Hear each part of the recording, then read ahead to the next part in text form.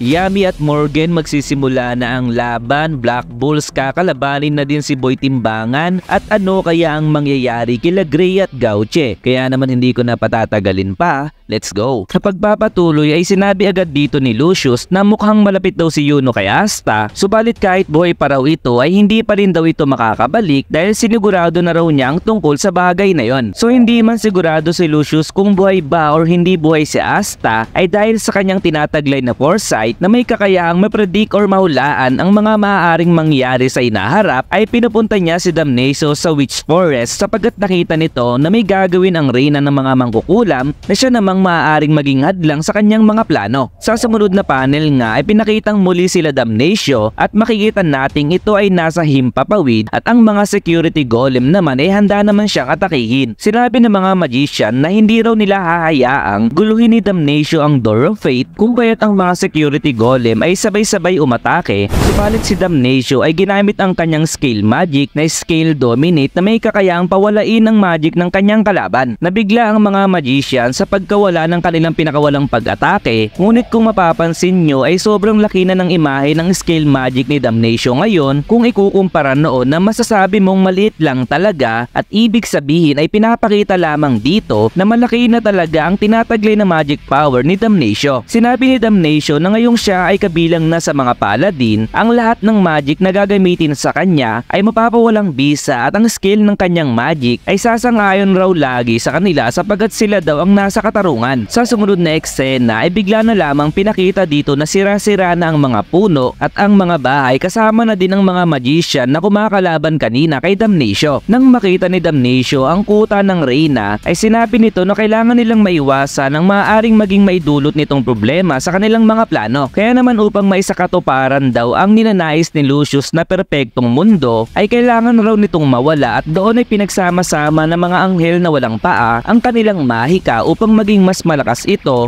Nang kumpleto na ito ay bigla nilang itinira ito sa bahay ng reyna. Sa sumunod na panel ay pinakita naman ang laban nila Morgan at Yami, at dito ay sinabi ni Morgan na nakita ni Lucius ang daan patungo sa mapayapang mundo, kasama rin daw ang maaaring maging banta sa mga mangyayari sa gubat ng mga mangkukulam. Dagdag pa ni Morgan ay hayaan daw ni Yami na siya ay muling isilang at gaya daw ng dati nilang ginagawa noong sila ay nasa grader pa lamang ay depensahan daw nilang muli ang magiging bagong Clover Kingdom. Sa mga hindi nakakaalam, sila Yami at Morgan ang tinuturing na light and dark magic duo na siyang kinikilala noon sa Clover Kingdom, at sila din ay napapabilang sa dating squad ng grader kasama sila Julius, Marks at William. Sa pagpapatuloy ay sa isip ni Yami na noong nasa grader sila ay hindi si Lucius ang kanilang kapitan, kung kaya't humingi ito ng tawad kay Morgan at sinabing hindi na sila pwedeng maging partner pang muli sapagkat meron na raw siyang sariling grupo ngayon. Naalala din ni Yami ang sinabi sa kanya dati ni Morgan na may matalas daw siyang paningin pagdating sa tao at may kakayahan rin daw si Yami na pagkaisahin ng mga taong ito, kung kaya't nakikita na raw ni Morgan na magiging magaling na kapitan ito, ngunit sa isip ni Yami ay ni minsan ay hindi niya inisip na tinataglay niya ang tinutukoy ni Morgan. Sa sumunod na panel, ang mahikang pinakawalan ng mga anghel ay hinigop lamang ng trap magic ni Zora at ipinalik ito ng doble kila Damnatio. Kasabay din nito ay ginamit ni Gauch ang kanyang mirror magic upang atakihin ang mga anghel na walang paa. Habang papalapit ang mga atake kila Damnatio ay makikita naman natin ang mga shadow sa likod ng mga usok, at doon ay pinakita na nga ang grupo ng Black Bulls, at sinabi ng mga ito na simula daw sa mga oras na yun ang kanilang grupo daw ang makakalaban na ni Damnatio. So ito na nga mga kaibigan ay magsisimula na nga ang muling paghaharap ng Black Bulls at si Damnatio, dahil kung maaalala nyo ay una itong nagharap noong ililigtas ni Yami si Asta at Nero, at doon din natin unang nakita ang magic na mayroon si Damnatio. So sa bandang huli ng panel ay napasabi na lamang ang paladin na si Damnatio na again ay umaharang na naman ng Black Bulls sa kanyang gustong mangyari. Sa unang banat nga ng chapter ay nagkaroon ng isang flashback kung saan sinabi ng reyna ng mga mangkukulam na nakita niya sa kanyang divination na kapag hindi nila napigilan ang mga pangyayari ay tiyak na doon na magtatapos ang mundong ibabaw. Wika naman ni Vice Captain Nak ay pinagandaan ni Lucius ng mabuti ang mga posibleng mangyari upang mawala sa kanyang landas si Asta, sapagat lumalabas nga daw na si Asta ang siyang kahinaan ni Lucius. Kahit anong mangyari ay kailangan daw nilang magtagumpay sa pagprotekta sa pinto ng kapalaran, kung kaya't gagawin daw nila ang lahat upang mabigyan ng oras sila Vanessa, at sinabi nga nila dito na ang paladin na si Damnatio ay mas malakas pa kung ikukumpara sa isang Supreme Devil. Sa isip ng bawat isa ay kailangan nilang protektahan ang isinasagawa nila Vanessa kahit pa ang maging kapalit nito ay ang kanilang buhay, at doon nga ay nakita nating ginamit na ni Nak ang dalawa niyang devil para sa kanyang Devil Union, samantalang si Locke ay ginamit na agad ang kanyang ultimate form kung saan ang anyo na to ay ginamit niya din noon sa mga mid-ranking devils na kanyang nakalaban. Ginamit muli ni Damnatio ang kanyang skill Dominate upang pahinain ang magic power ng Black Bulls, ngunit bilang pangontra naman ng Black Bulls ay naroon si Gordon at Henry upang pahintuin ang abilidad ni Damnatio. Biglang naglabas ng isang espada si Damnatio at madali lamang iniwan ng pakros ang base ng Black Bulls, kung kaya't si Gordon at Henry ay nagtamo ng malaking pinsala. Wika ni Damnatio, ang timbangan daw na walang espada ay walang kapangyarihan at ang espada namang walang timbangan ay isang karahasan, kung kaya't sa madaling salita ang timbangan na may espada ay isa raw hustisya. Habang pinapagaling naman ng clone ni Gray sila Henry at Gordon ay nasa kanilang isipan na kahit anong mangyari at kahit buhay pa nila ang maging kapalit ay patuloy lamang nilang higupin ng maika ni Damnatio hanggang sa maubos ito ng tuluyan. Habang papasugod sila Nak patungo kay Damnatio ay siya ding pag-atake ng mga anghel na walang paa, kung kaya't si Sekre ay ginamit ang kanyang sealing magic, samantalang si Zora naman ay ginamit ang kanyang trap magic upang sanggahin ito. Nagawa namang wasakin ni Locke at Magna ang dalawang anghel na walang paa, subalit nagtamo naman sila ng pinsala sa iba pang mga anghel. Ngunit sa kabila nun ay patuloy pa din sa pagsugod sila Locke at Magna dahil nakakabawi naman sila ng lakas sapagkat nasa kanilang likuran naman ang clone ni Gray. Nang magawang patabihin nila Locke at Magna ang dalawang anghel na malapit kay Damnatio ay naganda na sila Zora at Nak ng kanilang pag-atake, ngunit sa isang wasiwas lamang ng kanyang espada ay walang kahirap-hirap niyang hiniwa ang ating mga bida. Sa kabila ng pinsalang natamo ng apat ay hindi pa rin huminto ang mga ito sa kanilang pag-atake, at sa isip naman ni Damnatio ay akala daw ba nila Nak na makakaligtas sila sa kamatayan kung ipagpapatuloy nila ang kanilang ginagawa. Natuon naman ang pansin ni Damnatio kay Gray dahil ito daw ang nagbabalik ng lakas nila Nak, pati na din kay Gauche dahil ito naman daw ang tumutulong upang padamihin si Gray. Subalit nakakatawa at nakakagulat dahil nagawa ni Damnatio tuntunin ng totoong katawan ni Gray na siyang nagtatago bilang sa anyo ng tupa ng kagaya ng kay Charmy. Sa takot ng totoong Gray ay bumalik ito sa dati niyang anyo, at sa pag-aalala naman nila Magna ay napahiyaw ito, at nang hihiwain na ni Damnatio si Gray ay biglang humarang si Gauche, ngunit tumagos pa din ang paghiwa ni Damnatio at silang dalawa ay sabay nahiwa sa kanilang mga katawan. Sa isip ni Finral ay konting oras na lang ang kanilang kailangan, samantalang si Vanessa ay ganun lang din ang nasa isip dahil hindi naman sila pwedeng tumulong sa laban dahil busy din sila sa kanilang ginagawa. Makikita nating si Gray at Gauche ay nakalatay na sa isang sahig, samantalang ang iba naman ay kanya-kanyang pwesto habang sila ay nalalaglag sa himpapawid. Wika ni Damnatio ay yun na raw ang katapusan ng Black Bulls, samantalang si Asta ay walang idea kung ano na ang nangyayari sa kanyang mga kasama, kaya naman ito ay napatanong kay Ryu, ngunit si Ryu naman ay hindi siya sinasagot. Ginamit naman ni Sekre ang kanyang sealing magic upang isilang kanilang mga sugat, at kahit bugbog na ang kanilang katawan ay sabay-sabay nagsisitayuan ng bawat isa habang sinasabi na hindi pa sila tapos sa pakikipaglaban. So grabe talaga ang bakbakang Black Bulls versus Damnatio dahil kahit sa kabila ng masasabi mong lumakas na din ang bawat isa, idagdag pa natin ang magandang pinapakita nilang teamwork ay hindi pa rin pala ito sapat upang tapatan ang naturingang mas malakas pa sa isang Supreme Devil. Medyo nagulat lamang ako sa part na ito dahil ngayon ko lang napansin na malalaki o matatangkad pala talaga ang mga anghel na walang paa, sapagkat kung pagmamasdan natin ang part na ito ay nagmumukha lamang dagul dito sila Magna. Maaari ding may himala pang magaganap dahil sa tanong na ginawa ni Asta ay hindi naman nag-response si Ryu, sapagkat wag nating kakalimutan na ahead of time or glimpse of future ang nakikita ng Tengetsu ni Ryu. Napansin ko din ang scene na ito kung saan sila Gray at Gauche ay masasabi mong malapit ng mamatay, ngunit kung pagmamasdan ang kamay ni Gray dito ay maaaring ibuhos niya ang natitira niyang lakas upang magamot lamang si Gauche. So grabe yung laban ng naganap dito mga kaibigan, at magagawa kayang makaligtas ng dalawa sa bingit ng kanilang kamatayan. Kaya naman huwag kalimutang mag-follow at subscribe sa aking page para updated ka sa next nating review, at hanggang dito na lamang. Goodbye!